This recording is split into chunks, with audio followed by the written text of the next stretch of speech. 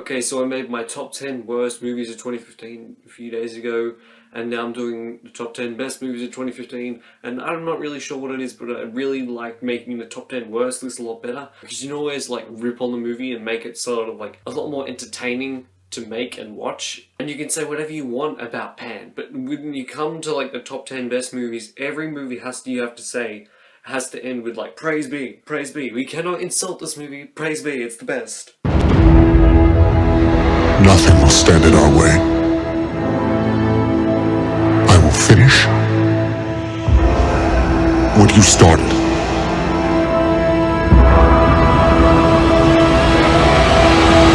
So at number 10 we have Star Wars The Force Awakens. Arguably one of the most anticipated movies of all time. For the Star Wars movie alone to meet expectations is impressive itself because it's Star Wars. I am also a fan of movies, so Star Wars is one of my favourites, so the sequel had to be somewhere on my list. It just had to be. The cast for the movie is fantastic. Daisy Ridley, John Boyega, Adam Driver, and Oscar Isaac, all welcome additions to Star Wars, and it was awesome to see Harrison Ford on screen again as Han Solo. The type of action and the fast pace really set itself apart from the other Star Wars movies, as well as having a lot of homages to the previous films. The only safe thing to do is track a new course back up online. Then what we gonna do? Sit out there like a bunch of goddamn ducks? You and your half-breed son get to walk on out?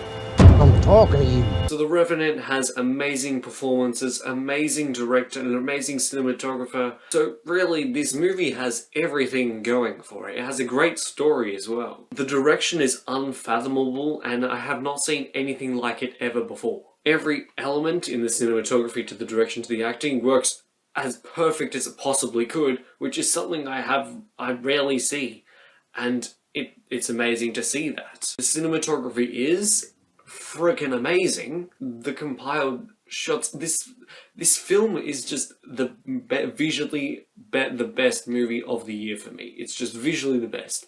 This movie, however, it's really tough to watch. Not in the sense that it's like grueling and dark, except it's very grueling and dark. Something important has come up. We've got a Soviet spy. But there's a wrinkle. Bridge of Spies saying Steven Spielberg and Tom Hanks is just not enough for this movie. So I will say the writing is magnificent, direction is impressive, and Mark Rylance steals every scene he is in. It's a really interesting story when half the movie is a negotiation movie and the other half's a court drama. Only Steven Spielberg can bring that amount of intrigue to a movie like that. It's a system error. Fix it. Fix it? Yeah. We're not a pit crew at Daytona. This can't be fixed in seconds. You didn't have seconds. You had 3 weeks. The universe was created in a third of that time. Well, someday you'll have to tell us how you did it. How they managed to make a complete prick of a character but managed to make him sympathetic at the same time as well it's beyond me. But they pulled it off. Both the direction and the writing feels conserved at the same time, yet so outlandish, and it works together quite brilliantly. Like Vegemite and lettuce, which is surprisingly delicious. The way the overall narrative and character arcs work are amazing, especially since it takes place over 3 different time periods in a span of like, I don't know, like 15 years, 14 years. Swagger. Bravado. People are scared of you guys. They think you're dangerous. But you have a unique voice. The world needs to hear it. At number 6 we have Straight Outta Compton. It's a story of a group I hadn't really heard of before, and Straight Outta Compton is a particularly marvelous film. The script is so well written as it shows these characters that they have always worked hard and they started from the bottom and they got here and they were still sympathetic to you over this time period where they did some questionable stuff, but you were always rooting for them. It felt like a great coming-of-age film, even though this movie isn't exactly a coming-of-age movie, and of how like these poor guys worked their way up and then they went from there. Hey, Donnie.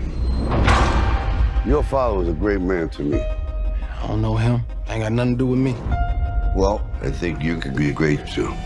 Another 7th film in the franchise that was started in the late 70s that was starting to have a downward spiral, but then had a massive success in late 2015, it's Creed. And Creed is the best boxing movie of 2015, maybe the decade, maybe the 21st century. I don't know, I haven't seen all the boxing movies, alright? There's a lot of them. Michael B. Jordan, I'd say he was definitely forgiven for Fantastic. Sylvester Stallone is forgiven for all these terrible performances lately, for this amazing performance. A great script, a fantastic director, an unbelievably shot fight scene where it's all done in one take and you see this blood coming out of the guys and you don't know, I don't know how it was done. I don't know how the makeup was applied, whether that was like real blood or anything. How was that done? Seriously. Here's the rub. It's gonna be 4 years for another mission to reach me. And I'm gonna have designed to last 31 days. So I gotta make water and grow food on a planet where nothing grows. But if I can't figure out a way to make contact with NASA, none of this matters anyway. When a movie can brag about accurate science, that's impressive. When it can be as great as this movie, even more so. Matt Damon as Mark Watney was flat out brilliant. He is charismatic and funny at the same time, and he is by far the best part of this movie. Especially when very few actors can hold your attention for that long, and Matt Damon just brought it. The ensemble cast is very compelling, and Ridley Scott, his direction is so great in this movie, he did such a great job that everyone has forgiven him for all the bad stuff he's put out over like the past 5-10 years. Also, Blade Runner is great. Want to get through this? Let's go!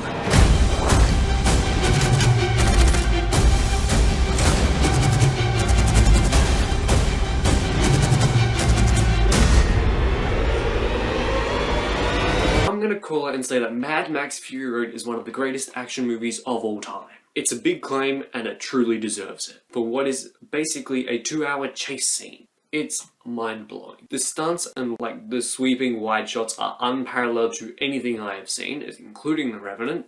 Like, we're talking action here. George Miller, despite being a really old man, can direct action really well. The costumes and makeup were great. Tom Hardy, even though he mumbles like in The Revenant, it didn't need you to understand what he was saying to make him a compelling character or to understand why he was doing it. Charlize Theron as Imperator Furiosa is the badass of the year, and if you have not seen Mad Max Fury Road, what are you doing with yourself? The Boston priests molested kids in 6 different parishes over the last 30 years. The church found out about it and did nothing. We haven't committed any long-term investigative resources to the case. No, we haven't. And that's the kind of thing your team would do.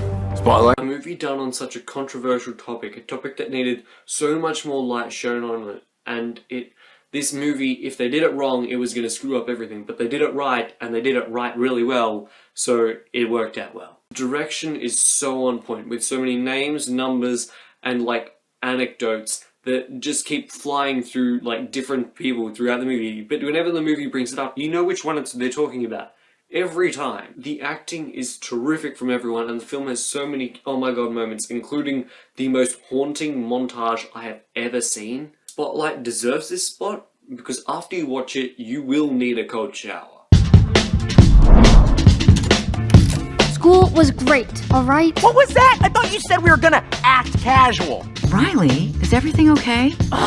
Sir, she just rolled her eyes at us. All right, make a show of force. I don't want to have to put the foot down. No, not the foot. This movie, I said it in my review, it has stuck with me ever since I saw it. I have seen it roughly 7 or 8 times right now, and it is still great. The score is amazing, the animation is beautiful, and it makes these like two-dimensional characters, which literally are feelings, 3-dimensional characters. Like, that doesn't work out that way. Like, it's not fear being scared all the time, it's like fear keeping you safe. We're trying to, like, help you, and then the fear can be happy and like, annoyed, and you can have all these other feelings. And the movie made me tear up, and they made me tear up when they wanted it to make me tear up. The movie also has a great message that it's okay to be sad and have mixed emotions, that it's a part of growing up and life, and it's a message that kids should be taught, and not whatever the SpongeBob movie Sponge Out of Water was teaching kids. I do believe that Inside Out is the best movie of the year. Anyway, that's my top 10 best movies of 2015. Like, tell me in the comments whether you agree or disagree. Like the video if you enjoyed it, subscribe to become one of the Platypus, and like the Facebook page if you have not already. And I'll see you guys next time. Bye. Oh wow, you made it to the end of the video. Good job. How about you click that subscribe button for more content? Or click one of these 2 videos. You know, either one's good enough.